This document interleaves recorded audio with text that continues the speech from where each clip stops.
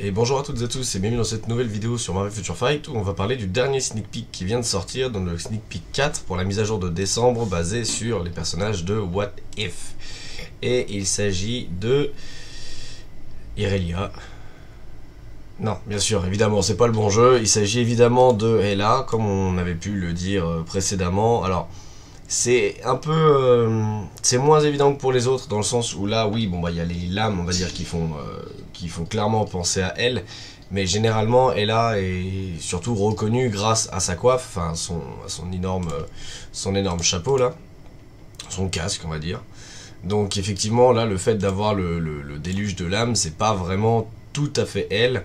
Et là, on a du coup un peu plus de visibilité sur son costume et évidemment sur son tier 4. Et puis voilà, donc, et là, tier 4, c'est confirmé. Qu'est-ce qu'il y a à dire de plus maintenant? Qu'est-ce que ça dit du coup sur le forum? What if, donc, un être très puissant venu d'Asgard avait découvert l'existence des 10 anneaux de pouvoir, du coup. Ici, ils nous disent qu'elle va avoir du coup un nouvel uniforme et des nouveaux pouvoirs, donc ça corrobore l'idée du tier 4. Et ensuite, elle vient sur la Terre pour conquérir de nouveaux pouvoirs, donc ça à la limite on s'en fout. Et là, la petite phrase du coup qu'on attendait, c'est-à-dire que il n'y a plus de sneak peek avant la mise à jour. Donc on va pouvoir se le remettre pour le fun, hein, c'est pas les 3 secondes de vidéo qui va vraiment nous embêter. Voilà. Et donc voilà, là on a vraiment la gueule, le look qu'elle va avoir. Alors, je me permets de faire une petite pause dans la vidéo. Si vous avez des commentaires à mettre sur les vidéos YouTube et surtout sur le forum, mettez-les si c'est des messages tout plein d'amour disant que la mise à jour est super. Parce que putain, j'ai un peu perdu foi en l'humanité en lisant ce qui était écrit en bas, les gens qui ont des demandes complètement à la con et qui insultent littéralement les développeurs dans les commentaires.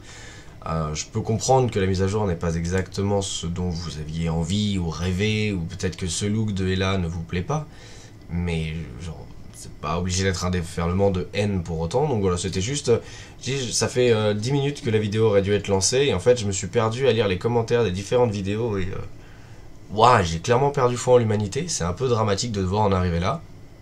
C'était plus ou moins évident que c'était ou Scarlet Witch ou Hela qui allait être tier 4, ils auraient pu nous surprendre avec autre chose, effectivement, mais si vous attendiez Scarlet Witch et que vous avez Hela, vous n'êtes pas obligé d'insulter la grosse daronne des développeurs, ils font leur boulot, contentez-vous de faire le vôtre, si le jeu ne vous plaît pas, barrez-vous, désinstallez-le, voilà, c'est mon petit coup de gueule, on va dire, je trouve ça un peu honteux, mais on va pas refaire le monde. Maintenant, on va parler du coup Marvel Future Fight. Alors, je vérifie que, ok, vous avez bien le jeu, et donc dans Marvel Future Fight, on sait très bien comment fonctionnent les différentes mises à jour. Et là, je commence à être légèrement inquiet. Elle est où? Je la retrouve et on recommence. Là. Je commence à être légèrement inquiet, je vous explique pourquoi. Généralement, dans Marvel Future Fight, on a les persos qui arrivent et qui donc du coup passent par l'échelon tier 2. On a les persos qui sont déjà tier 3 et qui ont l'accès à un tier 4, et ensuite on a les sidekicks Hirolo, donc on a soit les personnages qui ont un tier 3, soit les personnages qui ont un potentiel transcendé, ou qui font partie de la compétence transcendée d'un autre perso ayant reçu un uniforme. Là on a Wenwu qui va être tier 3, on a Nebula qui est déjà transcendée et qui reçoit un uniforme, et qui ne bouge pas en termes de compétences, et on a Hela qui va avoir son tier 4. Et on n'a pas de place pour Kaorti. Et là où j'ai un peu peur, c'est qu'elles finissent par être dans la même catégorie que tous ces persos oubliés, on va dire, comme Cassie, M'Baku, comme qui d'autres ils ont balancé comme ça récemment. Non, Spot, il a une compétence transcendance. Enfin voilà, vous voyez exactement où est-ce que je vais en venir. Alors ils peuvent faire effectivement comme Omega Red, c'est-à-dire de nous le balancer d'abord en tier 2 et ensuite de le mettre en tier 3, mais en 2023, passer cette étape, je veux dire, tous les persos qui sortent en tier 2 à l'heure actuelle n'ont aucune valeur et aucun intérêt, donc faites en sorte de les rendre attractifs directement. Voilà, ça c'est histoire d'éviter de perdre du temps. Et ensuite, du coup, aujourd'hui, on va s'intéresser à Hela, qui, en l'état, n'a pas besoin d'un nouvel uniforme. C'est assez rare de dire ça, on a pu le dire assez récemment pour Doctor Strange, hein, et ça avait fait grand bruit, mais effectivement, Ela à l'heure actuelle n'a pas besoin d'un uniforme, je le dis, je le répète, en PvP elle fonctionne déjà vachement bien, suffisamment bien, elle a déjà son artefact qui lui permet de ne pas mourir, avec un CTP de régénération ou d'autorité, elle s'en sort impeccable. Conquête un peu? Non, régène, autorité, et conquête 0. Ok, impeccable. Donc elle s'en sort bien, on peut l'emmener en PvE si on est bas niveau, mais il y a quand même de bien meilleures options. Donc à l'heure actuelle, elle n'a pas vraiment besoin d'un nouvel uniforme. Et c'est là où c'est à mon tour de faire un petit caprice. J'aimerais bien, vous pouvez me dire en commentaire que vous n'êtes pas d'accord, il n'y a pas de souci, mais j'aimerais bien que son prochain uniforme soit PvE, je m'explique. Ça fait très longtemps, en fait, depuis les anciens uniformes de Spider-Man, hein, basiquement. Donc pour ceux qui n'étaient pas dans le jeu à l'époque, il s'agit de ceux-ci, les deux uniformes qu'on a eu du coup pour No Way Home. On a eu 7 uniformes qui étaient presque exclusivement PvE, et 7 uniformes qui étaient presque exclusivement PvP. Et c'était assez chouette du coup, parce qu'on avait le même perso, mais on avait deux uniformes qui nous permettaient de faire deux choses totalement différentes. Et je trouvais que du coup le choix de l'équipement personnalisé, le choix des bénédictions d'Odin, etc. changeait complètement. Et j'aimerais bien qu'ils fassent la même chose avec Ela, dans le sens où avec un niveau 80 et un tier 4, je pense que cet uniforme en PvP fonctionnera toujours aussi bien. Il est basé sur un système de contre-attaque. Donc le seul truc qui lui manque, on va dire vraiment pour justifier ça, c'est la petite ligne permet d'attaquer, ignore ciblage. On est bien d'accord. Mais l'uniforme, le perso fonctionne déjà très bien sans son tier 4. Donc je pense qu'au tier 4, il n'y a pas de raison qu'elle marche moins bien. Et ça serait chouette d'avoir un autre uniforme, purement PvE ce coup-ci, qui fait que si vous n'êtes pas tout à fait PvP, et ben vous avez le nouvel uniforme. Si vous n'êtes pas tout à fait PvE, vous avez l'ancien uniforme, avec le tier 4 et le niveau 80.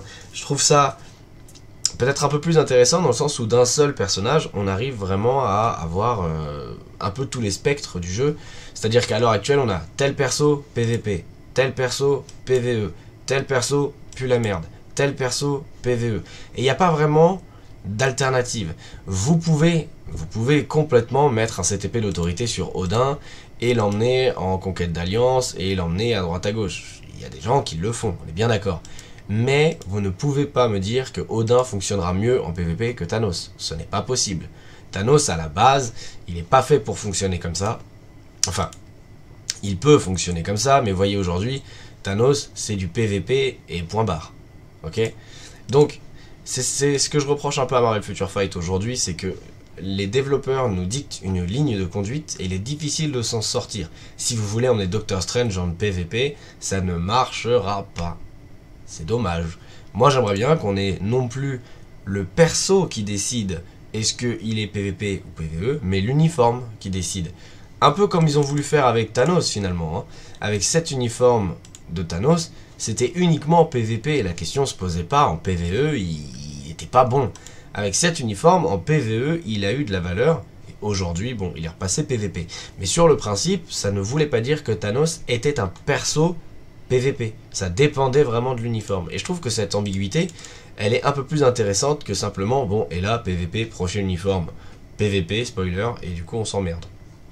Voilà, c'était juste ma petite réflexion sur Ela, effectivement, parce que, bon, le PvP, c'est pas le genre de truc qui m'intéresse de trop, et je trouve ça assez sympa d'avoir un perso qui est polyvalent, encore une fois.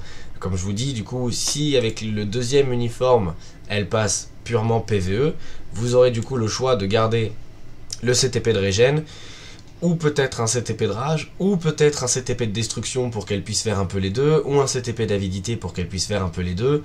Voilà, c'est un peu... Et typiquement Jean Grey, vous voyez, c'est le meilleur exemple que je puisse trouver. Le perso est plutôt axé PVP, bien sûr, avec toutes ses compétences, mais si vous mettez un CTP de rage, elle va fonctionner à mort plus ou moins partout. Et je trouve ça un peu plus intéressant que d'avoir un perso, bon bah voilà, aucune valeur en PVP, une valeur en PVP, enfin voilà. Je trouve ça un peu plus simple que d'avoir un perso où c'est écrit d'avance.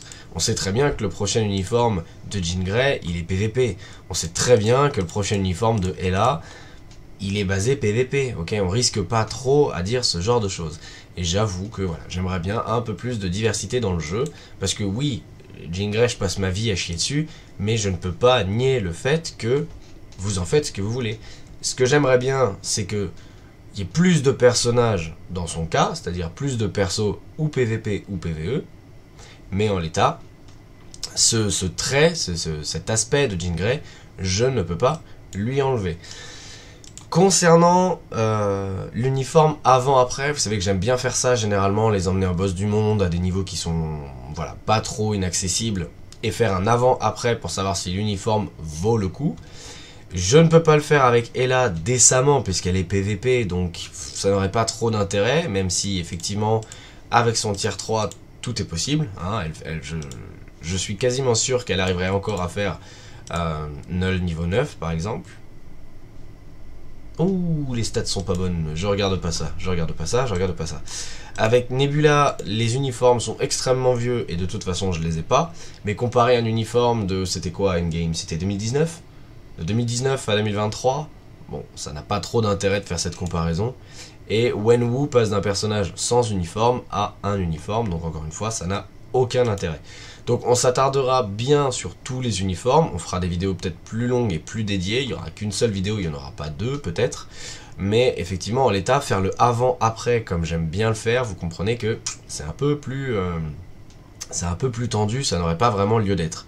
Donc voilà, globalement j'espère que vous êtes contents pour Ella Tier 4, c'est une vidéo un peu plus courte aujourd'hui puisqu'on va parler que d'un seul sneak peek et c'est un perso que tout le monde entre guillemets connaît, hein, voilà. Elle est connue à la base par le film Ragnarok, ok, et ça c'était pas terrible, mais je sais, est-ce que vous vous rappelez de cet uniforme? Est-ce que vous avez cet uniforme? Est-ce que vous vous rappelez de cet uniforme? Voilà. Avant de conclure la vidéo, du coup je rebondis sur un autre truc, parce que c'est vrai que je me suis fait à la réflexion, c'était l'époque où ils invoquaient plein d'illusions, plein de sbires et de trucs comme ça. Et en fait, cette époque me manque un peu.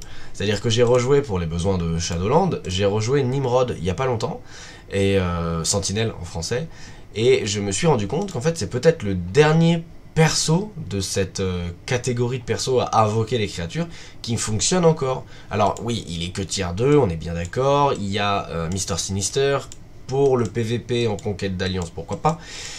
Mais je trouvais que Nimrod était assez surprenant. Il est où? Universel, c'est tout en bas. Il est là. Donc Sentinelle, effectivement, sur... Je sais même plus sur quel sort c'est. Sur le... Sur quel sort est-ce qu'il invoque des bestioles, lui? Sur le 5? Ouais. Sur le 5e sort, il invoque du coup deux autres sentinelles.